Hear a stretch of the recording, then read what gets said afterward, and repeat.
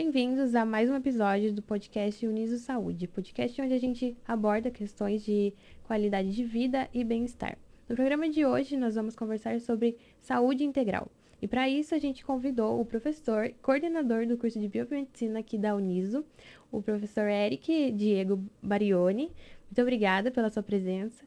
Juntos a gente vai conversar e ele vai compartilhar dicas e conversar sobre o que é a saúde integral. Obrigada, professor, mais uma vez. Lauren, obrigado pela oportunidade de conversar com vocês e fico muito honrado de mais uma vez estar nessas iniciativas que vocês aqui na Universidade de Sorocaba sempre fazem para promover os cursos, os profissionais e esses assuntos que são extremamente importantes e produzidos na universidade, extremamente importantes para a nossa sociedade.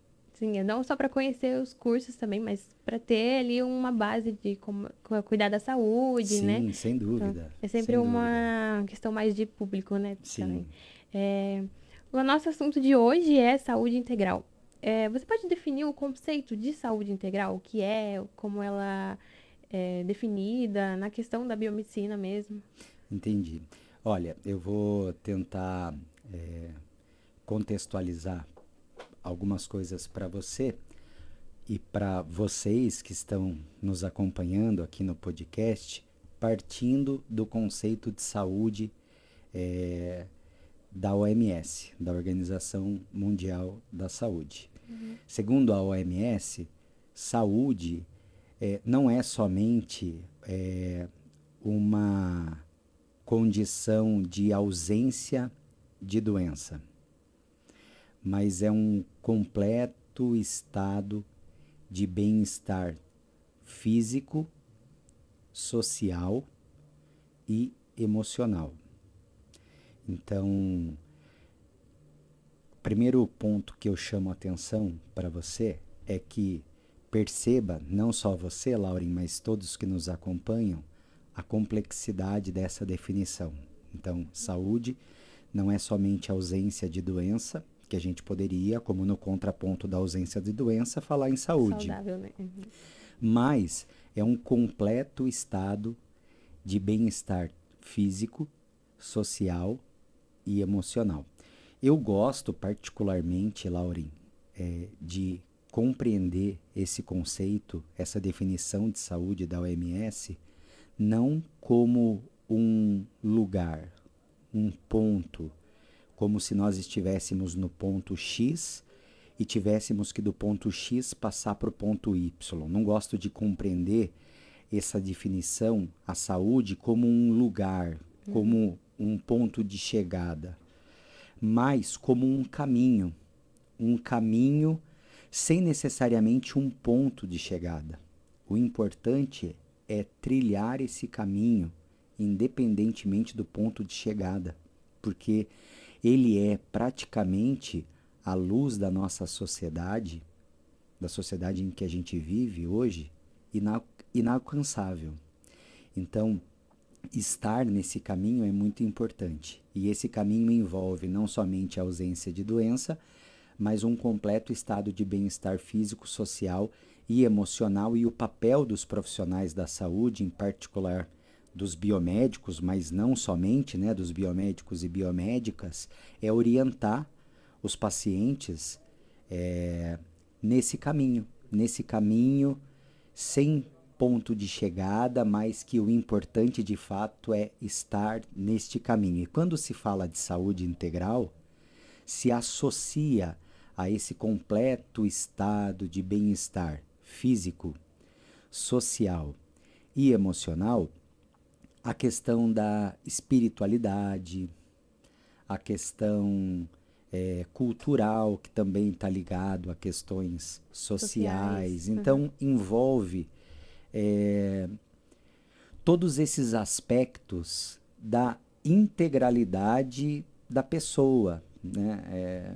Mas é muito centrado na pessoa, entende? Assim, e eu eu sou um pouco crítico dessas definições que centralizam tudo no ser humano. Então, quando se fala de saúde integral, deve-se olhar para as questões sociais, sim, para as questões mentais, para as questões físicas, para as questões espirituais, né? Mas se deve olhar também para o que está no entorno da gente, entende? E daí, olha que loucura, né? A gente saiu do conceito de saúde da OMS, chegou no conceito de saúde integral, que envolve elementos relacionados à pessoa, sempre à pessoa, mas para que exista de fato esse bem-estar, esse completo estado de bem-estar, então centrada na pessoa, na saúde integral. Mas eu digo para você que enquanto crítico, né, desse elemento sempre centrado na pessoa, eu gosto muito da definição de saúde única, porque daí é disso que eu estava falando para você. A gente saiu do conceito de saúde, da definição de saúde da OMS, passamos pela saúde integral, que você me perguntou, e chegamos na saúde única. A saúde única é uma definição que talvez você não conheça e as pessoas que estão nos ouvindo também não conhecem, que envolve, sim, a definição de saúde da OMS, abarca a definição de saúde integral, mas, para além disso, ela entende que a saúde da pessoa, a saúde do ser humano, não depende só dos elementos sociais, dos elementos físicos, emocionais, espirituais e etc. Depende de outras coisas. Dependem dos outros animais não humanos que estão próximos de nós e da relação que nós temos com eles. E muito mais do que isso, depende do meio ambiente. Depende do meio ambiente que nos cerca, nossa relação com o meio ambiente, porque as alterações de meio ambiente vão impactar o nosso bem-estar físico, social, emocional e espiritual, e não tem saúde integral sem saúde do meio ambiente, assim como de outros animais não humanos. Não tem saúde integral ou definição de saúde que se sustente, não tem um caminho a ser percorrido se a saúde única não é levada, não é conduzida da maneira como deveria ser conduzida, seja dentro da universidade ou fora da universidade, né? E alinhavando tudo isso, Lauren, para passar a palavra para você, nós temos a educação como o fator que pode catalisar, né? Fazer com que tudo isso de fato exista, fique evidente, cumpra seu papel, pelo menos o papel de fazer com que pessoas que sejam formadoras e transformadoras da sociedade saiam daqui carregando isso para lá fora fazer a diferença. É muito legal esse da saúde única, porque muita gente acha que saúde ali é só você estar bem, não ter nenhum sintoma, né? Todo mundo acha que a saúde é baseada em doenças, mas não. Também tem o bem-estar emocional, que às vezes acaba afetando mesmo ali o físico, às vezes você não fica muito bem para trabalhar. Então, é muito bom entender o que acontece com o nosso corpo, né? E que as coisas em volta também podem afetar a nossa saúde. A gente pode acabar não percebendo, mas vai ali. A educação também é um fator muito importante, não só para a gente entender como a gente funciona, mas também para poder explicar para as outras pessoas. As campanhas de conscientização que acontecem durante o ano, elas ajudam muito, né, nesse Sim, conceito, só que às vezes acaba ficando só ali por os meses mesmo. Então, o câncer de mama em outubro, novembro azul, as pessoas focam mais ali, só que durante o ano acabam esquecendo. sim. Então, você acha que essas campanhas acabam ajudando a melhorar essa questão de conscientização mesmo? E como a gente poderia fazer para poder trabalhar não só em meses específicos, mas durante o ano inteiro também, né? Essas campanhas, Lauren, são extremamente importantes. Não dá para você colocar todos esses temas em pauta todos os meses do ano, né? Assim, chamar a atenção de todos os temas em todos os Uhum. meses do ano, porque você exaure os meios, você acaba tendo um efeito oposto do que deveria, porque a gente fica sem foco naquilo que deve ser trabalhado. Uhum. E existem instituições cumprindo esse papel. Então, existem os profissionais da saúde, as UBSs, as UPAs, os hospitais, os diferentes profissionais da saúde cumprindo esse papel de orientar. E quando esses meses têm esses temas especiais, o intuito é fazer com que, para esses temas que são de interesse de saúde pública, eles não são escolhidos aleatoriamente, né? Sejam trabalhados de maneira mais intensa, e isso não fica sempre só no mês, isso ressoa, né? Uhum. Bom se nos diferentes meses, para além de outubro e novembro, os outros temas fossem trabalhados com a mesma intensidade do Sim, outubro rosa e e de novembro novembro azul. azul, porque eu não vejo, por exemplo, nenhum outro tema ser tão pautado quanto o câncer de mama em outubro, Uhum. que não é importante só para mulheres, também para Sim. homens, e o câncer de próstata em novembro, né? Óbvio que a gente, né, e principalmente vocês enquanto mídia, cumprindo esse papel, né, como aqui do podcast, devem, e esse podcast cumpre esse papel, trazer temas de interesse durante o O ano ano inteiro. todo, durante os episódios, mas quando a gente tem esse foco especial, não é aleatório, é um tema de interesse de saúde pública. Eu entendo que aquilo que se faz, que se grava hoje, que se assiste hoje, continua ressoando pelos próximos meses. E não dá para trabalhar tudo todos os meses, porque essa liberdade a gente tem. É só uma tentativa de concentrar ali algumas, algumas informações para fazer com que as pessoas comemorem, relembrem, né? Tragam à memória novamente isso. E não é uma vez por ano, a cada 10 anos, a cada 20 anos, não. Uma vez por ano, todo Todo ano. ano. Então, isso, de maneira constante, tem um papel fundamental. Então, é extremamente importante. Mas é óbvio que um podcast, um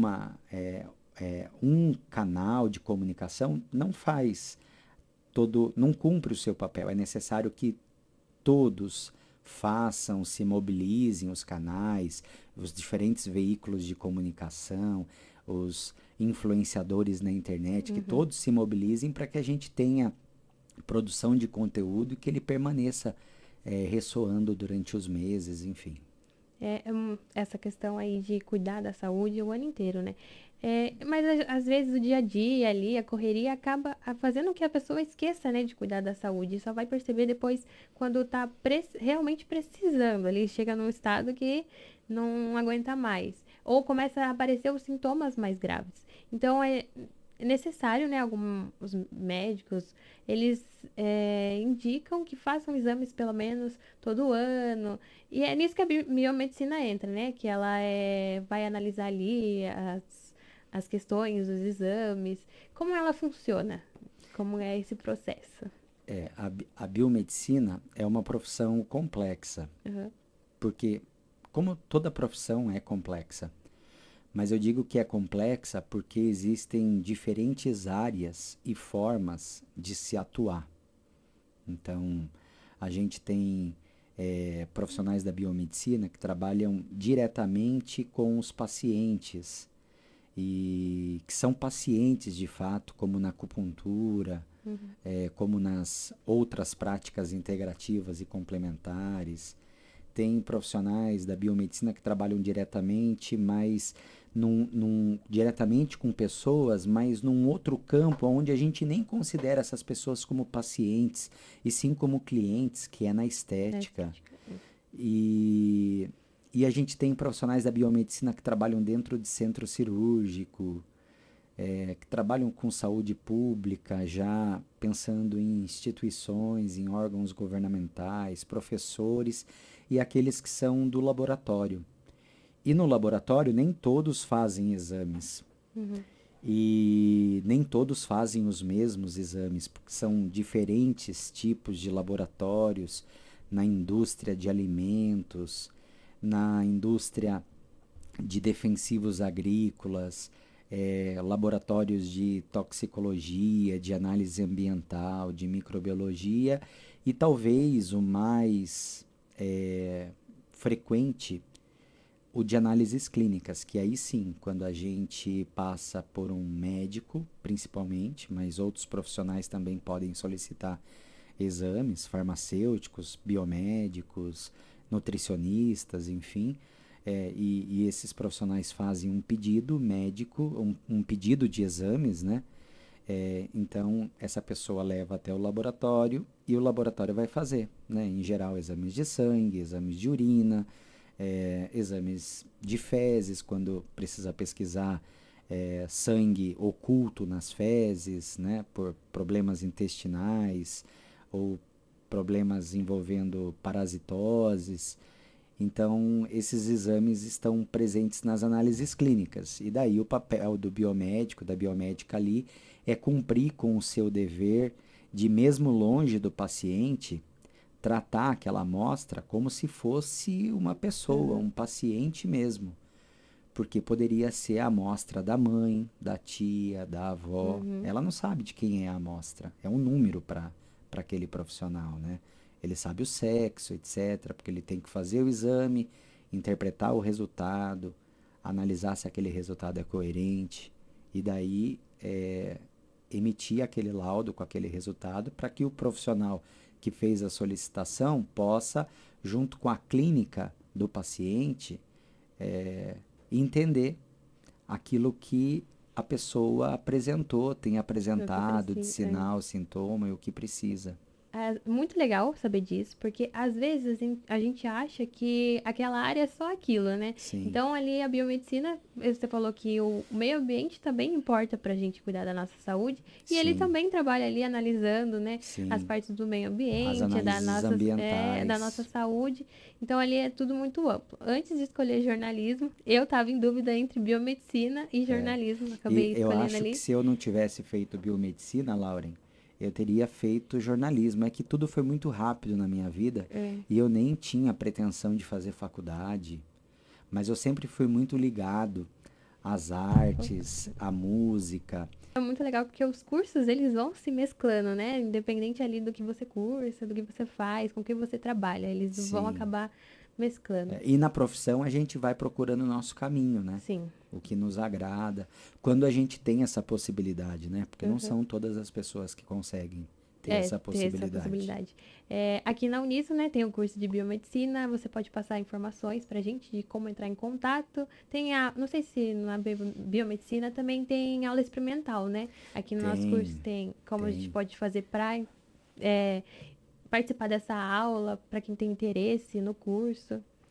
As pessoas podem entrar no site da Uniso, ir até cursos, clicar em biomedicina, lá conseguem enviar um e-mail diretamente para mim e por ali a gente pode combinar a aula experimental para que essa pessoa possa participar, super bem-vinda, vir fazer um tour guiado para biomedicina, né?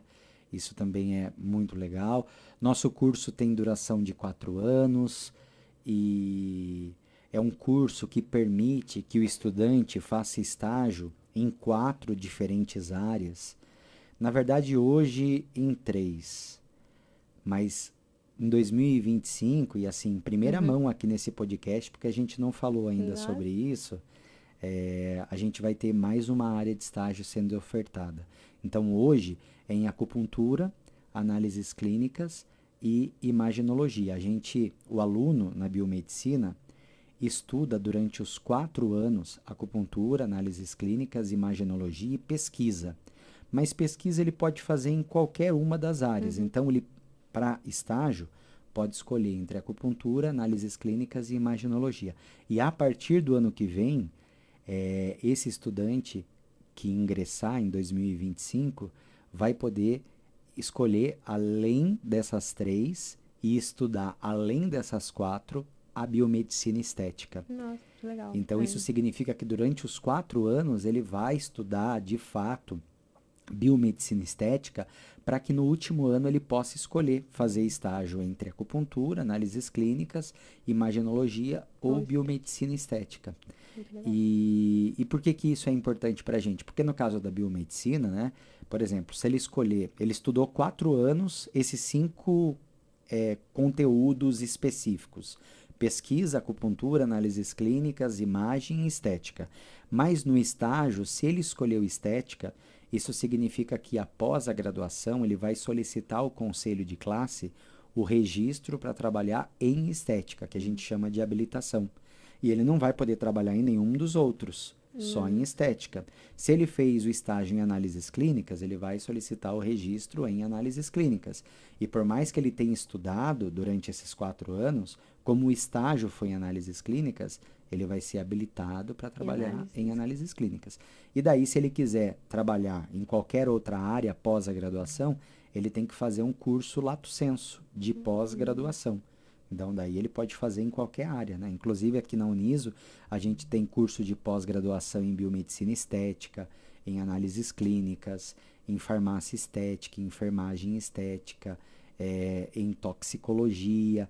Tem um curso que nós estamos trabalhando, junto com a coordenação da pós-graduação e a biomedicina, para formar profissionais, prescritores na área da saúde, profissionais não médicos, prescritores, né? Um curso para capacitar esses profissionais, então vai ser bem legal. Nutricionistas, biomédicos, enfermeiros e até farmacêuticos, né? Que tem uma carga maior desse conteúdo durante a graduação, também serão bem-vindos nessa pós-lato sensu.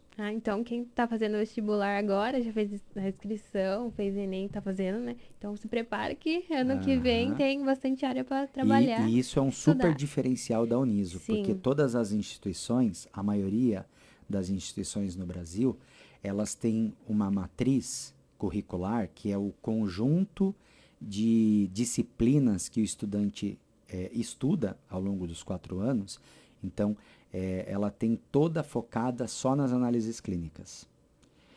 E isso não é ruim, pensando que o aluno vai fazer estágio em análises clínicas. Agora, se você pensar que o aluno estuda 4 anos de análises clínicas e faz um estágio em acupuntura, isso é muito ruim para o estudante, para o mercado de trabalho. E aqui na Uniso, não. Ele vai estudar 4 anos focado nas áreas que ele tem a possibilidade de fazer estágio. Então, quando ele for para o estágio, primeiro, ele sabe o que ele vai fazer no estágio, né? Ele tem um fundamento teórico.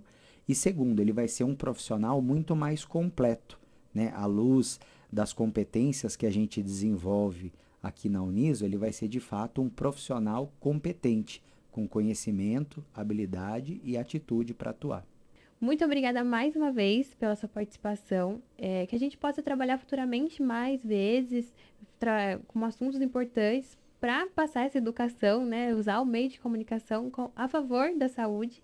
E muito obrigada, né, pela experiência. E obrigada a você que acompanhou a gente no podcast mais uma vez. E a gente se vê nos próximos episódios. Muito obrigada. Uniso Saúde.